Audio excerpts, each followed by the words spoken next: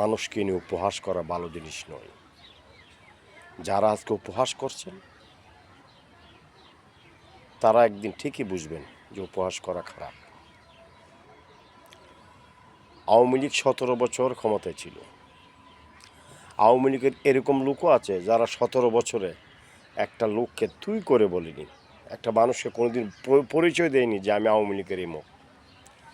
অথচ এরকমও হয়েছে, এখন এরকমও দেখতে পাচ্ছি যে লোক আওয়ামী লীগ করছে সারা জীবন, আওয়ামী লীগ থেকে কোনো সুযোগ সুবিধা নেয়নি, ওই লোককে চরমভাবে অপমান করা হয়েছে। ওই লোককে তার বাসায় মারতে গিয়েছে, ওই লোককে তার দোকানে ব্যবসা প্রতিষ্ঠানে আক্রমণ করেছে, কিন্তু অথচ ওই লোকটা বিন্দু পরিমাণ কোনো ক্ষতি করেনি, বিন্দু পরিমাণ কারোর সাথে অন্যায় করেনি, কারোর সাথে খারাপ আচরণ করেনি।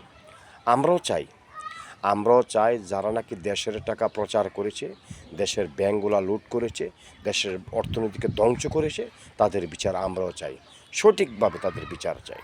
যারা ছাত্রদেরকে হত্যা করেছে এই বিচার আমরাও চাই। কিন্তু তার মানে এই নয় যে বাংলাদেশে যারা আওয়ামী লীগ করছে সবাই অপরাধী। সবাই কিন্তু অপরাধী নয়। তাহলে কেন শুধু শুধু যারা অপরাধী তাদের বিচার করুন, তাদের পক্ষে আমরা বিচারের পক্ষে আমরাও আছি। আমরাও বলছি না যে বিচার আমরা চাই না, অবশ্যই চাই, বিচার আমরাও চাই। কিন্তু বিচার যে চাই, কীভাবে চাই সেই বিচারটা? যারা অপরাধ করেছে তাদের বিচার অবশ্যই হতে হবে, যারা ব্যাংক লুট করেছে তাদের বিচার অবশ্যই হতে হবে, যারা ছাত্রদেরকে হত্যা করেছে তাদের বিচার অবশ্যই হতে হবে। আমরা এটার বিপক্ষে নয়। কাজেই আসুন আমরা মিলেমিশে দেশটাকে গড়ি, দেশের জন্য কাজ করি। সবাই ভালো থাকবেন। ধন্যবাদ সবাইকে।